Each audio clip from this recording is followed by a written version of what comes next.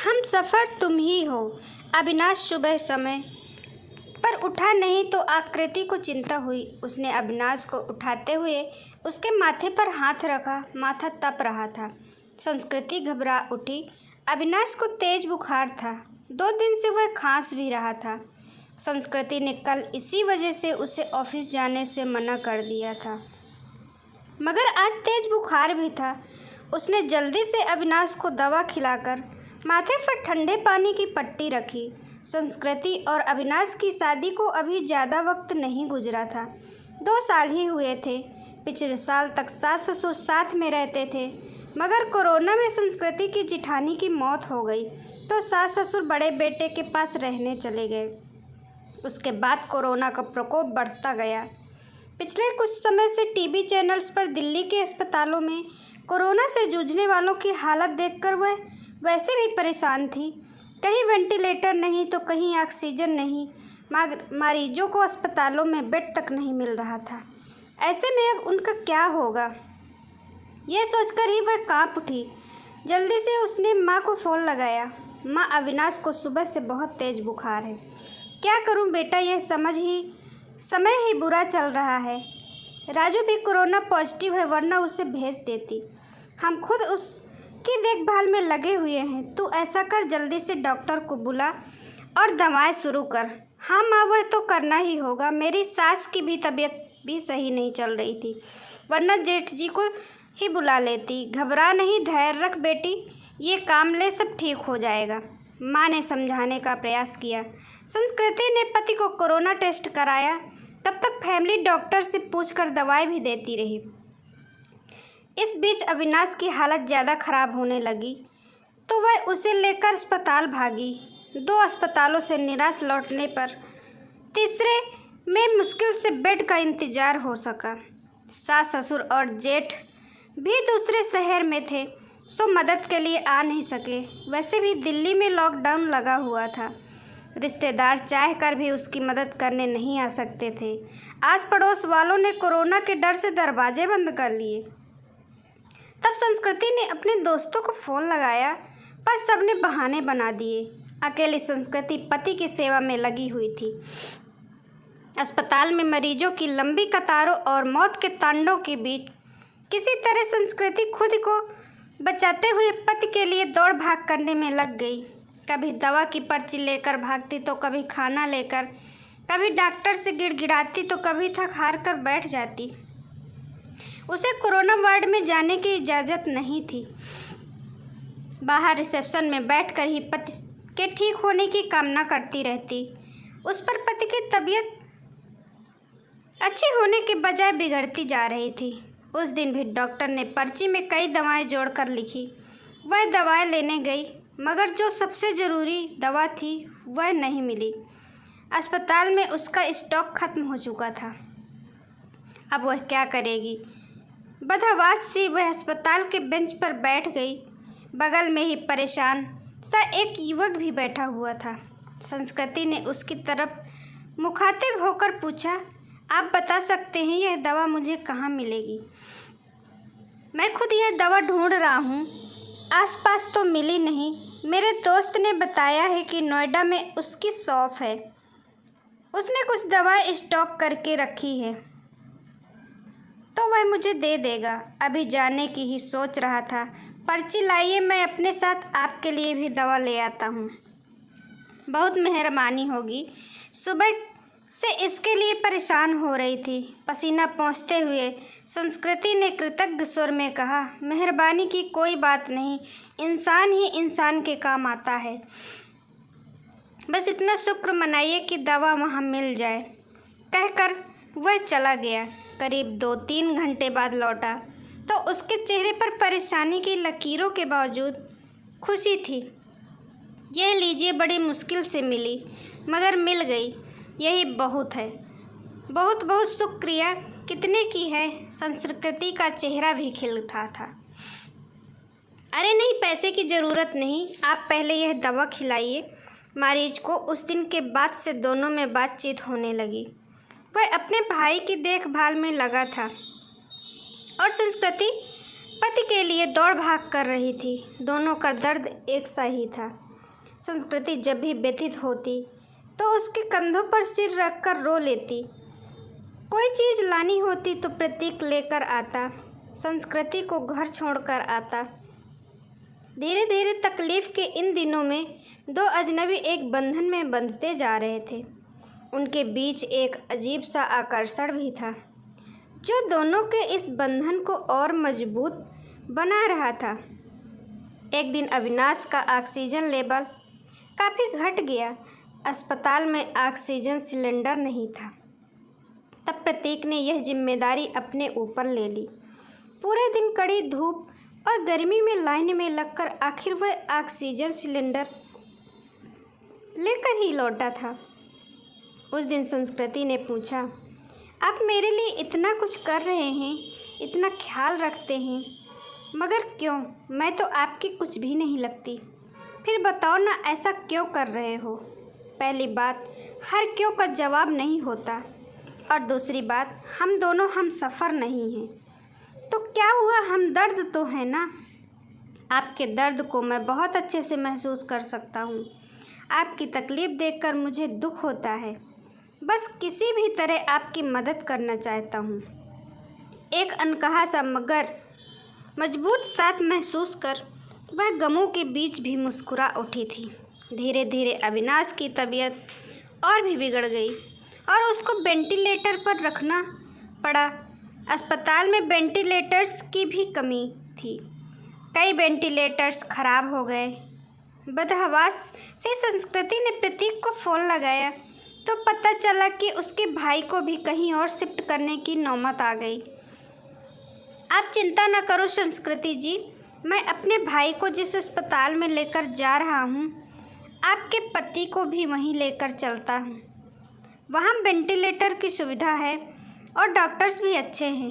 प्रतीक ने उसे ढांढस बंधाया और फिर जल्दी ही शिफ्टिंग की सारी व्यवस्था करा दी। शाम में सब निपट गया तो प्रतीक का हाथ पकड़कर रूंधे गले से संस्कृति इतना ही कह सकी, आप नहीं होते तो पता नहीं क्या होता। मैं नहीं होता तो कोई और होता। अच्छे लोगों की मदद के लिए कोई ना कोई आ ही जाता है। ऐसा नहीं है प्रतीक जी, मैंने अपने दोस्तों, पड़ोसियों और परिचितों सबको देख लिया। इस कठिन समय में कोई भी मेरे साथ खड़ा नहीं। केवल आप हैं जिसे 4-6 दिन पहले तक मैं जानती भी नहीं थी। आज लगता है ऐसा आपके बिना रह ही नहीं सकती। उसकी बात सुनकर प्रतीक ने एक अलग ही नज़र से संस्कृति की तरफ देखा और फिर मुस्कुराकर चला गया। संस्कृति के दिल में अजीब सी बेचैनी होने लगी। वह सोचने लगी कि प्रतीक का साथ इस परेशानी के समय में भी कितना सुकून दे जाता है। अस्पताल में मरीजों के रिश्तेदारों की भागदौड़ और परेशानियों के बीच भी चंद लम्हे वह केवल प्रतीक के बारे में सोचती रह गई। इसी तरह 2-3 दिन और गुजरे। अविनाश की हालत काफ़ी गंभीर थी। फिर एक दिन सुबह सुबह संस्कृति को सूचना मिली कि उसके पति की मृत्यु हो गई है। एक पल में संस्कृति को लगा जैसे वह अधूरी रह गई। उसका सब कुछ छिन गया है। प्रतीक ने जितना हो सका उसे धैर्य बंधाया। कोरोना की वजह से वह पति के 100 को भी नहीं ला सकती थी। लॉकडाउन लगा हुआ था। घर वालों का आना भी कठिन था।